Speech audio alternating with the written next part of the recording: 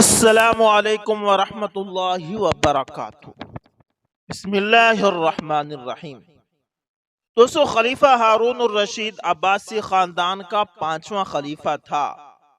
عباسیوں نے طویل عرصے تک اسلامی دنیا پر حکومت کی، لیکن ان میں سے شہرت صرف ہارون الرشید کو نصیب ہوئی۔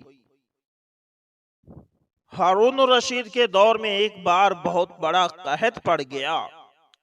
اس قحط کے اثرات سمرقند سے لے کر بغداد تک اور کوفہ سے لے کر مراکش تک ظاہر ہونے لگے۔ ہارون الرشید نے اس قحط سے نمٹنے کے لیے تمام تدبیریں آزما لی۔ اس نے غلے کے گودام کھول دیے، ٹیکس معاف کر دیے، پوری سلطنت میں سرکاری لنگر خانے قائم کر دیے اور تمام امراء اور تاجروں کو متاثرین کی مدد کے لیے موبائلز کر دیا، لیکن اس کے باوجود عوام کے حالات ٹھیک نہ ہو سکے۔ ایک رات ہارون الرشید شدید ٹینشن میں تھا۔ اسے نیند نہیں آ رہی تھی۔ ٹینشن کے اس عالم میں اس نے اپنے وزیر اعظم یحییٰ بن خالد کو طلب کیا۔ یحییٰ بن خالد ہارون الرشید کا استاذ بھی تھا۔ اس نے بچپن سے بادشاہ کی تربیت کی تھی۔ ہارون الرشید نے یحییٰ خالد سے کہا، استاد محترم، آپ مجھے کوئی ایسی کہانی، کوئی ایسی داستان سنائیں جسے سن کر مجھے قرار آ جائے۔ یحییٰ بن خالد مسکرایا اور عرض کیا، بادشاہ سلامت، میں نے اللہ کے کسی نبی کی حیات طیبہ میں ایک داستان پڑھی تھی۔ یہ داستان مقدر، قسمت اور اللہ کی رضا کی سب سے بڑی اور شاندار تشریح ہے۔ آپ اگر اجازت دیں تو میں وہ داستان آپ کے سامنے دہرا دوں۔ بادشاہ نے بے چینی سے فرمایا، یا استاد، فوراً فرمائیے، میری جان حلق میں اٹک رہی ہے۔ یحییٰ بن خالد نے عرض کیا کہ کسی جنگل میں ایک بندریا سفر کے لیے روانہ ہونے لگی۔ اس کا ایک بچہ تھا۔ وہ بچے کو ساتھ نہیں لے جا سکتی تھی، چنانچہ وہ شیر کے پاس گئی اور اس سے عرض کیا، جناب والا، آپ جنگل کے بادشاہ ہیں، میں سفر پر روانہ ہونے لگی ہوں، میری خواہش ہے آپ میرے بچے کی حفاظت اپنے ذمے لے لیں۔ شیر نے حامی بھر لی۔ بندریاں نے اپنا بچہ شیر کے حوالے کر دیا۔ شیر نے بچہ اپنے کندھے پر بٹھا لیا۔ بندریا سفر پر روانہ ہو گئی۔ اب شیر روزانہ بندر کے بچے کو کندھے پر بٹھاتا اور جنگل میں اپنے روزمرہ کے کام کرتا رہتا۔ ایک دن وہ جنگل میں گھوم رہا تھا کہ اچانک آسمان سے ایک چیل نے ڈائی لگائی، شیر کے قریب پہنچی، بندریاں کا بچہ اٹھایا اور آسمان میں گم ہو گئی۔ شیر جنگل میں بھاگا دوڑا، لیکن وہ چیل کو نہ پکڑ سکا۔ یحییٰ بن خالد رکا، اس نے سانس لیا اور خلیفہ ہارون الرشید سے عرض کیا، بادشاہ سلامت، چند دن بعد بندریاں واپس آئی اور شیر سے اپنے بچے کا مطالبہ کر دیا۔ شیر نے شرمندگی سے جواب دیا کہ تمہارا بچہ تو چیل لے گئی ہے۔ بندریا کو غصہ آیا اور اس نے چلا کر کہا، تم کیسے بادشاہ ہو؟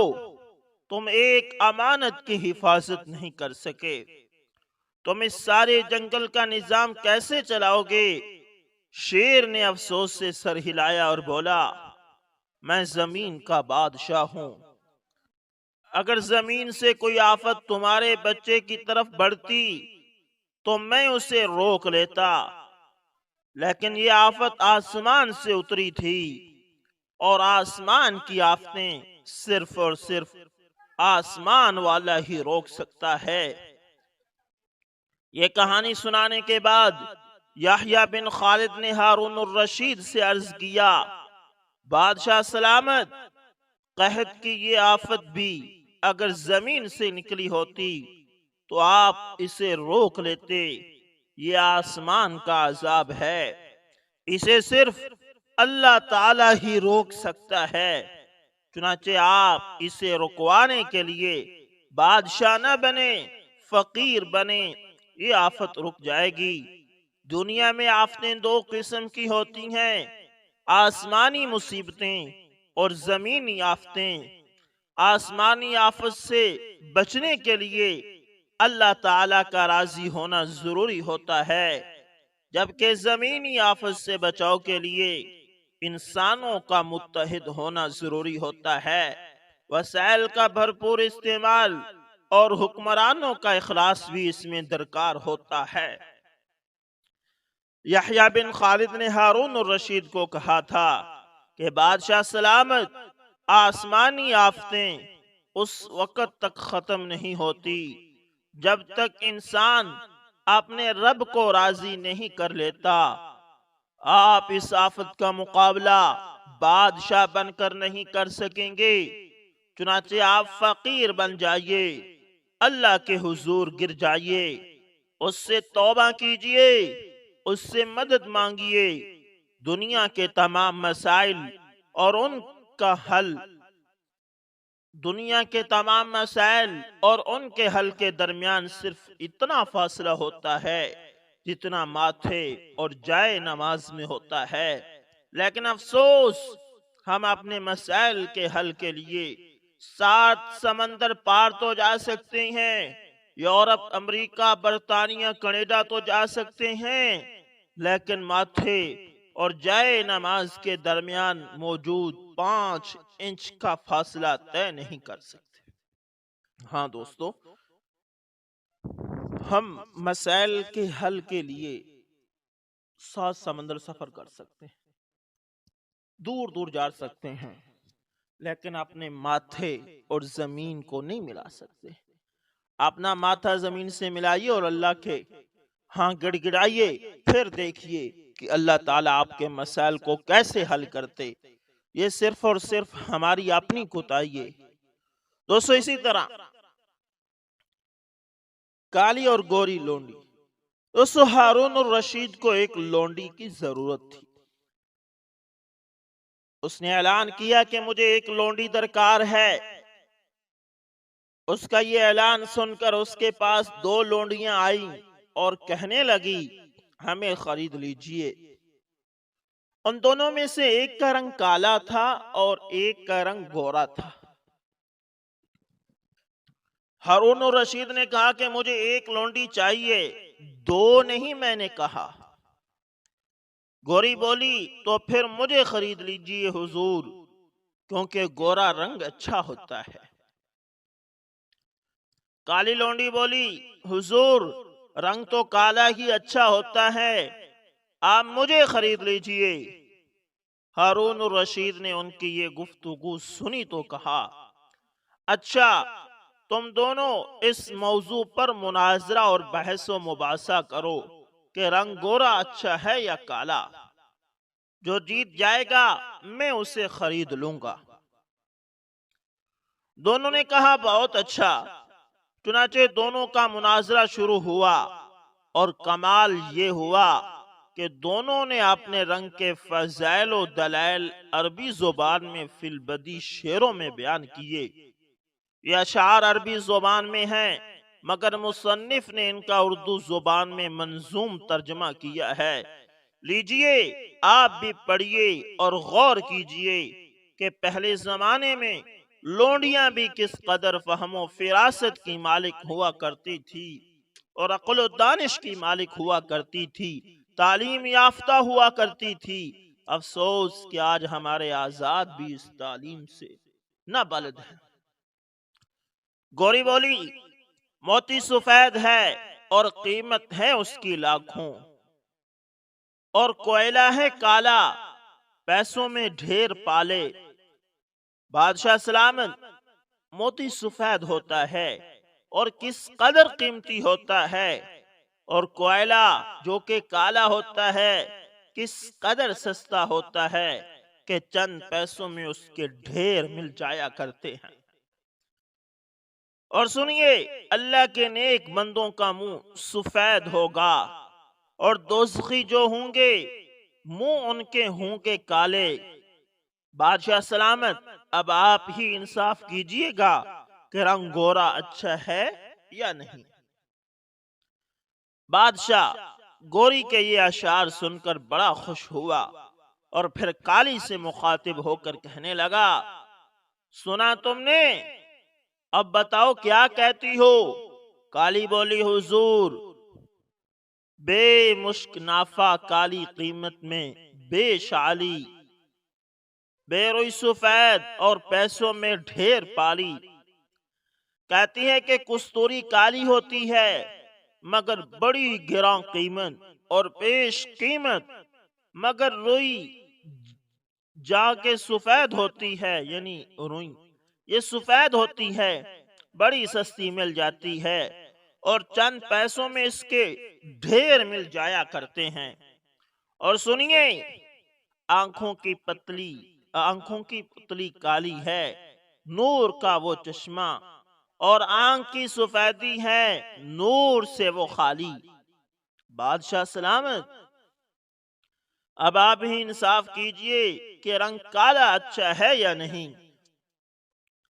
کالی کے یہ اشعار سن کر بادشاہ اور بھی زیادہ خوش ہوا، اور پھر گوری کی طرف دیکھا تو فوراً بولی وہ، کاغذ سفید ہیں سب قرآن پاک والے۔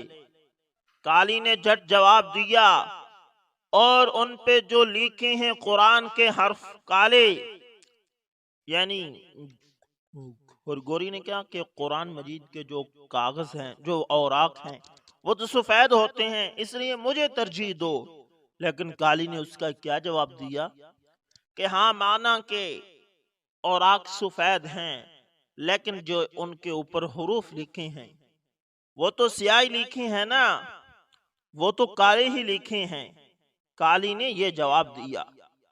گوری نے پھر کہا کہ میلاد کا جو دن ہے روشن، وہ بالیقین ہے۔ کالی نے جھٹ جواب دیا کہ معراج کی جو شب ہے، کالی ہے یا نہیں؟ گوری بولی کہ انصاف کیجئے، کچھ سوچئے گا پیارے، سورج سفید روشن، تارے سفید سارے۔ کالی نے جواب دیا کہ ہاں، سوچئے گا آقا، ہیں آپ عقل والے، کالا غلاف کعبہ، حضرت بلال کالے۔ اللہ اللہ، گوری کہنے لگی کہ رخ مصطفیٰ ہے روشن، دانتوں میں ہے اجالا۔ کالی نے جواب دیا، اور زلف ان کی کالی، کملی کا رنگ کالا، یعنی آپ علیہ السلام کی زلف کالی اور کملی کا رنگ کالا۔ بادشاہ نے ان دونوں کے یہ علمی اشعار سن کر کہا کہ مجھے لونڈی تو ایک درکار تھی، مگر میں تم دونوں کو ہی خرید لیتا ہوں۔ اللہ اکبر، اللہ اکبر۔ دوستو، یہ تھا وہ علمی مباحثہ جو اس وقت عام تھا، اور عام ہونے کی وجہ یہ تھی کہ اس وقت تعلیم عام تھی، آج کی طرح نہیں تھا۔ اس وقت 14-18 سال کی عمر کے اندر لڑکا عالم بن جاتا تھا، محدث ہوتا تھا، وہ درس دینا شروع کر دیتا تھا، اتنی زیادہ تعلیم تھی۔ اور آج دیکھیں کہ 20-30 سال تک بچے کو وضو کے فرائض، نماز کے فرائض کا ہی نہیں پتا، اس کو پاکی ناپاکی کا ہی نہیں پتا۔ اس کی وجہ کیا ہے دوستو؟ اس کی وجہ ایک ہی ہے کہ ہم نے تعلیم کو خیر آباد کہہ دیا، ہم تعلیم سے ہٹ گئے، اور ہم نے عیش و عشرت کو ہی اپنا اوڑھنا بچھونا بنا لیا۔ دوستو، اصل چیز تعلیم ہے، اور تعلیم پر لگیں اور دوسری چیزوں کو چھوڑیں۔